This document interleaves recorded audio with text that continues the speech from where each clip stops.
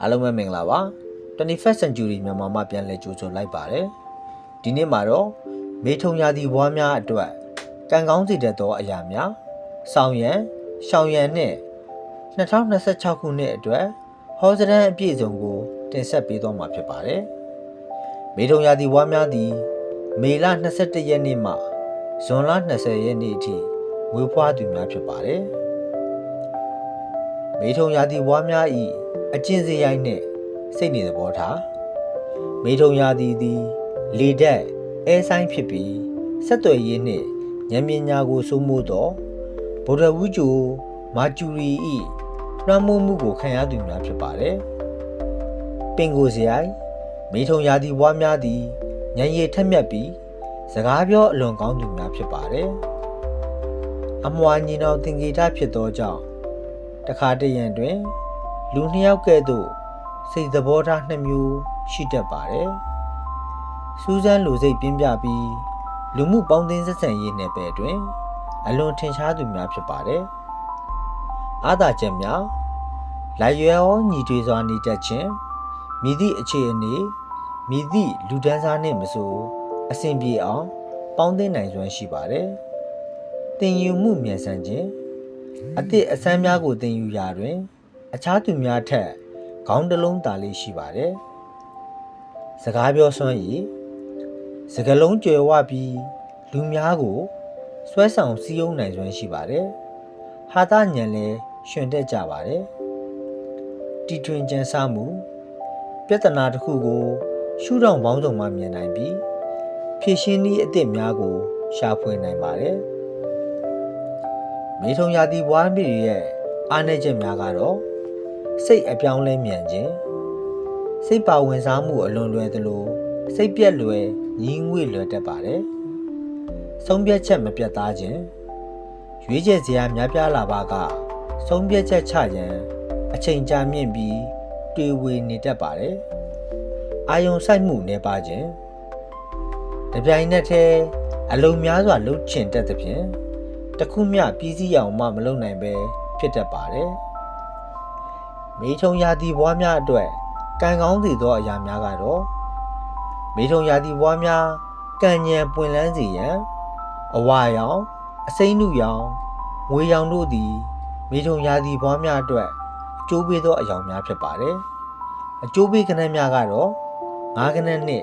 6ကဏ္ဍဖြစ်ပါတယ်ကံကောင်းစေတတ်သောနေ့ကတော့ဗုဒ္ဓဟူးနေ့ဖြစ်ပါတယ်ဆောင်တဲ့သောကြောင်းမြတ်များကတော့မြဂေါ်မိတ်ပလဲတို့ပဲဖြစ်ပါတယ်ဆက်လက်ပြီး2026ခုနှစ်အတွက်ဟောကိန်းအပြည့်စုံကိုဆက်လက်ပြီးတော့တင်ဆက်ပေးသွားပါမယ်2026ခုနှစ်သည်မေထုံရာသီဘွားများအတွက်အခွင့်အလမ်းသစ်များနဲ့ပညာရပ်ပိုင်းဆိုင်ရာတိုးတက်မှုနှစ်ဖြစ်ပါတယ်အလုပ်အကိုင်နဲ့စီးပွားရေးဒီနှစ်ဟာစာပေမီဒီယာဈေးကွက်ရှာဖွေရေးခရီးသွားလုပ်ငန်းနဲ့ IT နည်းပညာနယ်ပယ်ရှိမေထုံရာသီဘွားများအထူးအောင်မြင်မိနှစ်ဖြစ်ပါတယ်လုပ်ငန်းခွင်တွင်မိတ်ဆွေသည့်အဆက်အသွယ်သစ်များရရှိပြီး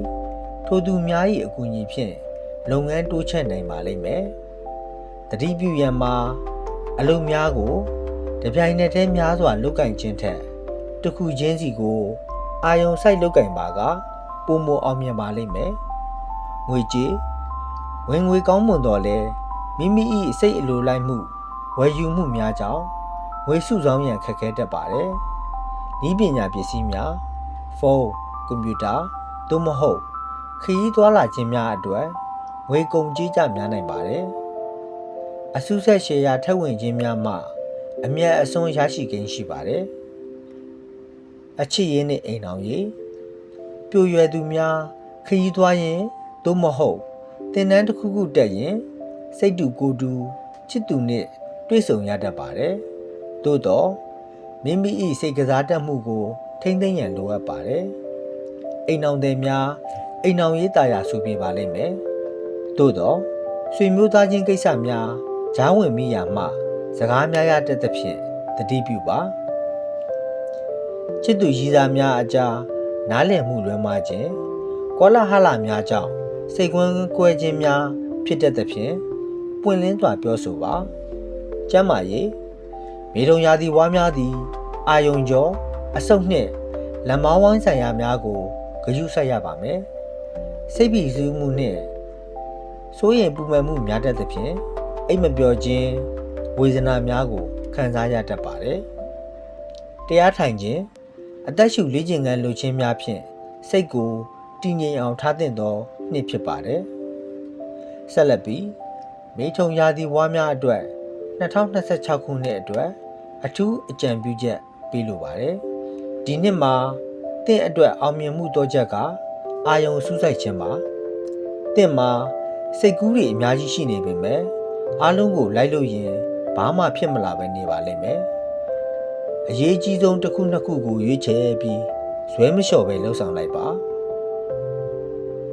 ယခုတင်ဆက်ပေးသွားတာကတော့မေထုံရာသီဘွားများအတွက်ဆောင်ရန်ရှောင်ရန်နဲ့ကံကောင်းစေသောအရာများအကြောင်းကိုတင်ဆက်ပေးသွားတာဖြစ်ပါတယ်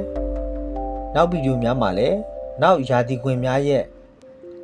အကြောင်းအရာများကိုဆက်လက်ပြီးတော့တင်ဆက်ပေးသွားပါမယ်အားလုံးကိုကျေးဇူးအထူးတင်ပါတယ်